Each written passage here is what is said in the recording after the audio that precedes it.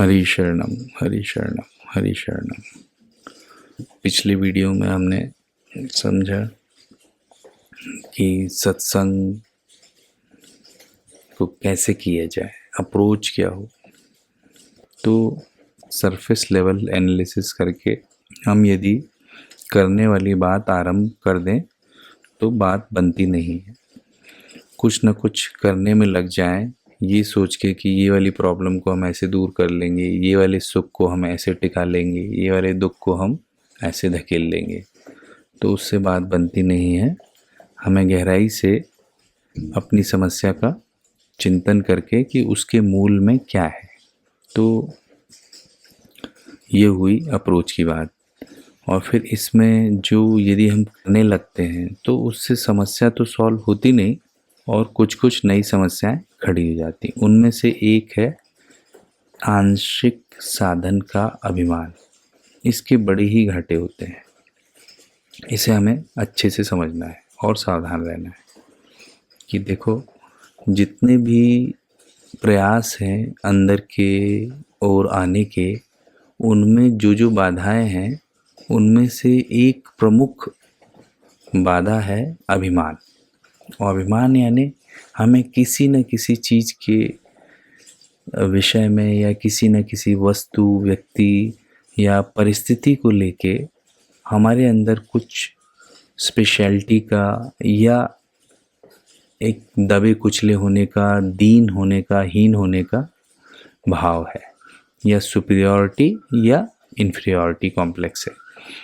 तो ये जो अभिमान है, ये गलाने के लिए ही हम सत्संग का आश्रय ले रहे हैं। अभिमान जितना जितना गल गया, जितने जितने राग, द्वेष, जेलसी, चंचलता, ये सब गल गए, तो हमारे जीवन में सहज स्वाभाविक स्फूर्ति, रस है। कहीं लाना नहीं है, कहीं खोजना नहीं है, ऑलरेडी है। बस इसके ऊपर इन विकारों की लेयर या ये सब इसे ढाके हुए हैं।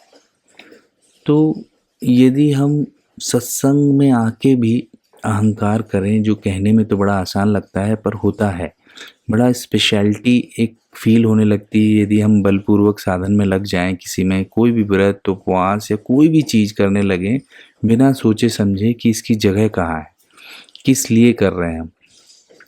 तो होता क्या है कि उसको करने का एक अहंकार, और उसको करने के बाद काफ़ी समय तक उसे न छोड़ पाने की भी हालत हो जाती है।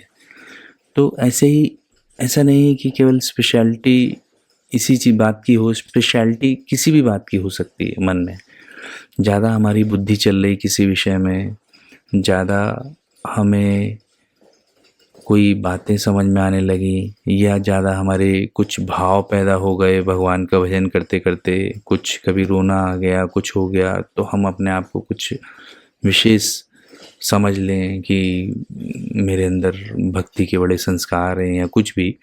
तो कहने का मतलब कि अनुभवों के आधार पे, या मुझे कुछ प्रकाश ध्यान में दिखने लगे, नीला, हरा, या कोई भी ऐसी जो हमने कहीं किताबों में पढ़ रखी हैं, उससे कुछ ना कुछ विशेषता जोड़ लें, तो इससे क्या होता है कि एक बड़ा स्पेशल पने का हमारे अंदर अहंकार बैठ जाता है। और ये अहंकार काफ़ी सूक्ष्म होता है, इसे जल्दी से समझना, पकड़ना भी बड़ा मुश्किल है। तो इसलिए ये जो करने वाले साधन हैं, इनके साथ ये एक प्रॉब्लम रहती है कि जब हम बिना सोचे समझे कोई ना कोई करने में लग जाते हैं और हमने प्रॉब्लम नहीं समझी, इसलिए गहराई से एनालिसिस करके पहले अपने जितने भी लाइफ में प्रॉब्लम्स हैं, पहले तो प्रॉब्लम्स को लेके हम जुड़े कि प्रॉब्लम्स को सॉल्व करने के लिए ही हम सत्संग का आश्रय लिया है। तो इससे एक पहले ही एक निराभिमानता रहती है कि हमारे जीवन में जो दुख है उसको हटाने के लिए हम कर रहे हैं, ना कि कुछ और नई प्राप्ति के लिए। कुछ और इतना इतना तो हम जानते हैं, अब ये वाला गीता का अध्ययन कर रहे हैं हम, अब आत्मज्ञानी भी हो जाएंगे, अब हम ब्रह्मज्ञानी भी हो जाएंगे, या अष्टावक्र से गीता से तो और फास्ट हम पहुंच जाएंगे ब्रह्मत्व तक, ब्रह्मबोध तक, कि अब ब्रह्मज्ञानी की तरफ जा रहा हूँ। नॉर्मल लाइफ में तो मैंने XYZ चीज़ें अचीव कर ली हैं, अब ये और हो जाऊँगा। या बुद्धिस्ट टर्मिनोलॉजी में कहा जाए तो अभी मैं श्रोतापन की तरफ बढ़ रहा हूँ या अरिहंत होने की ख्वाब देख रहा हूँ। तो उससे ज़्यादा ये है कि ये भली भांति समझें कि हम अपने जीवन में आए हुए जितने विजातीय तत्व हैं उनको निकालने के लिए लग रहे हैं। ये ध्येय है हमेशा कि अपनी प्रॉब्लम पहले सॉल्व करनी है, और प्रॉब्लम सॉल्व करते हुए भाव ऑब्वियसली थोड़ा सा निरभिमानता का होता है, थोड़ा अभिमान कम होता है कि हमारे जीवन में जो बेवकूफ़ी है, जो बेहोशी है, जो दुख है, जो दोष हैं, जो बुराइयां हैं, अब ये सब सुनते वक्त अच्छा ही नहीं लगता कि हम इनको हटाने का प्रयत्न कर रहे हैं, क्योंकि हम स्वीकारते ही नहीं कि ये सब जमा है भीतर और ये निकल रहे हैं, इन्हें निकालनी है। इनके निकाले बिना चैन नहीं, नंबर 1। नंबर 2, जब ये सब हमारे भीतर मौजूद हैं तो ये किस वजह से मौजूद है, तो उनके मूल में क्या कारण है, वो हमेशा सत्संग देखना। सत्संग यानी जाने हुए असत का त्याग, मतलब असत को देखना कि कुछ कुछ मौलिक भूले हैं, असत है, वो इनको पोषण दे रहा है। वो जो मौलिक भूले हैं उनको बार बार हम यदि देखेंगे तो वो भूल का जो लिंक है वो कमज़ोर होगा, ना कि हम एक एक फूल पत्ती को नाश करने में लगे रहें और उसको नाश भी बड़े अस्वाभाविक तरीके से करें तो उसका और अहम लद जाए।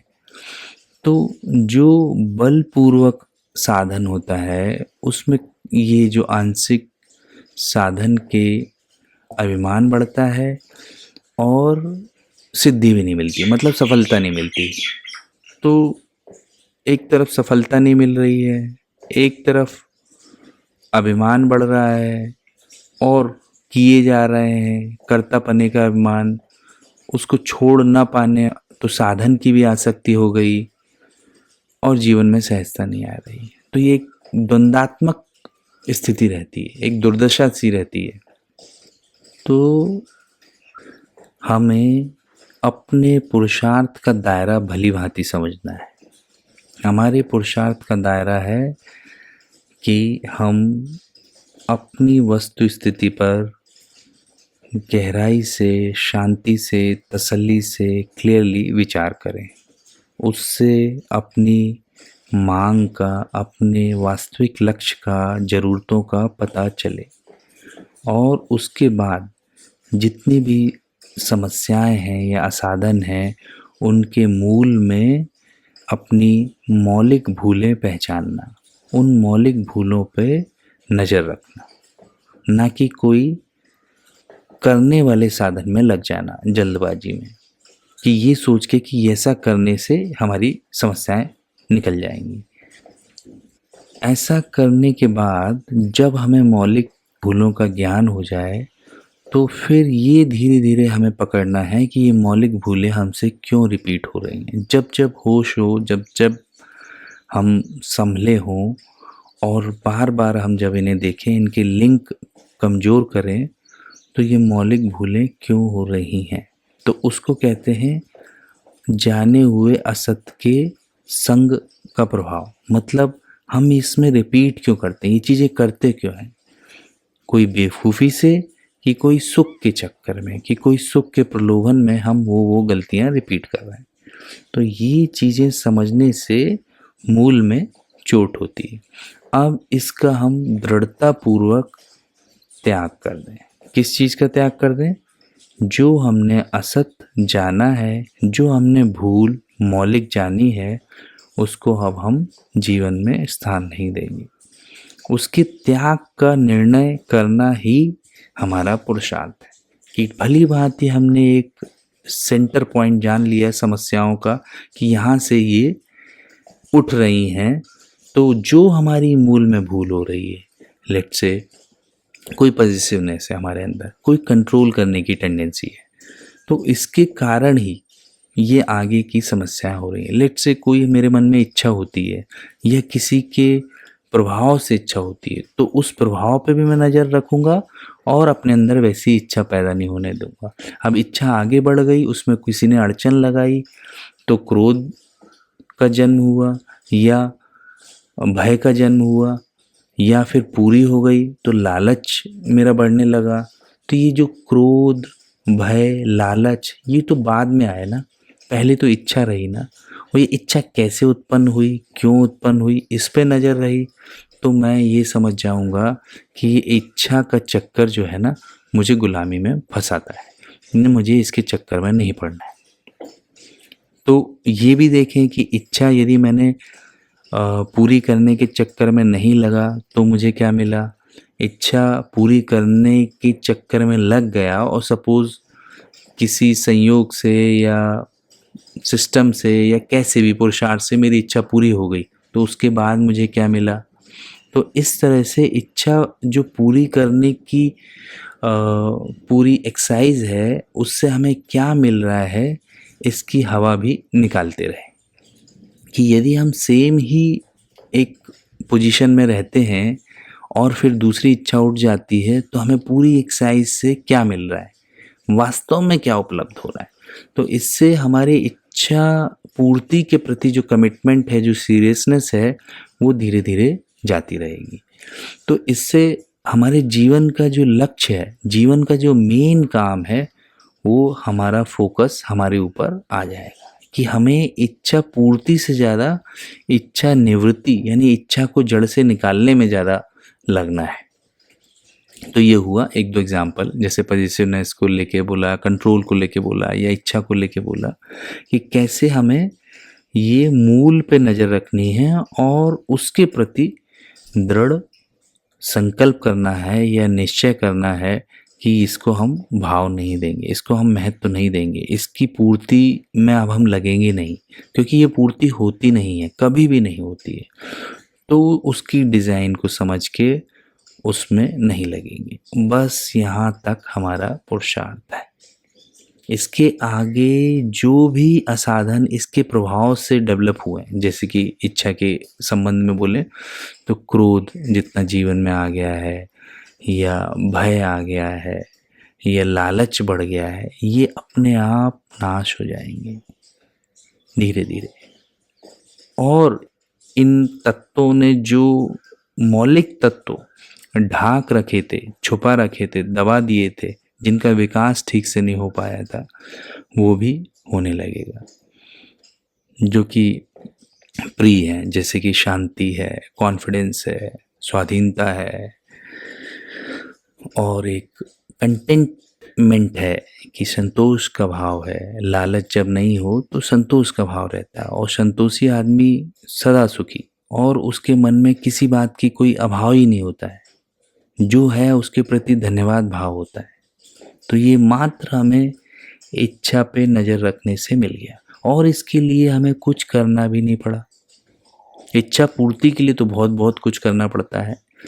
एंगर मैनेजमेंट की भी कई कोर्स लगा लें, कई चीज़ें करें, और उसके बाद फिर हम कंट्रोल कर रहे हैं, पानी पी रहे हैं, हाथों को दबा रहे हैं, या और भी कई तरह की चीज़ें आदमी करने लगे, इस चीज़ पे ध्यान दे, उस चीज़ पे ध्यान दे। तो इन सब से क्या है कि वो होंगे भी तो थोड़ी देर के लिए, पर उनके मूल में चोट नहीं हुई। तो ये साधन बड़ा ज्ञानपूर्वक एनालिसिस और समझदारी से चलने का है।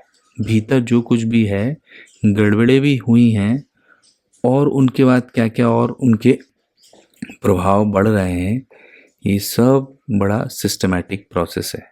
इसमें जितना हम समझदारी से, शांति से, निरभिमानता पूर्वक साधन करेंगे, या रादर एनालिसिस करेंगे, समझेंगे, और फिर साधन को होने देंगे, नेचुरली होने देंगे, तो जो चीज़ जब नेचुरली होती है तो हमें उसका अभिमान नहीं होता है।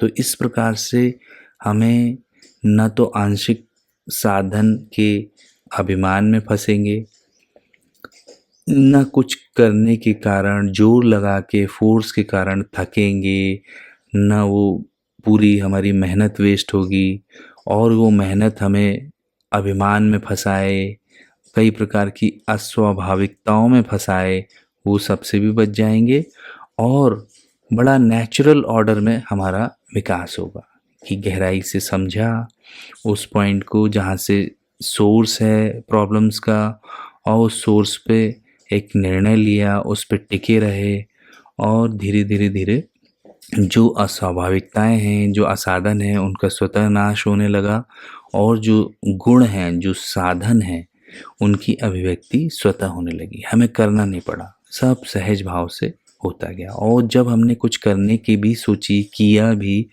वो प्रेम से किया, सहजता से किया, सेवा भाव से किया, ना कि कोई फोर्स लगाया उसमें। तो जो चीज़ सहजता से होती है उसमें अभिमान नहीं होता है। अब इसी क्रम में चलते हुए आगे की और जो विचार हैं उनको उठाएंगे। हरि शरणम, हरि शरणम, हरि शरणम।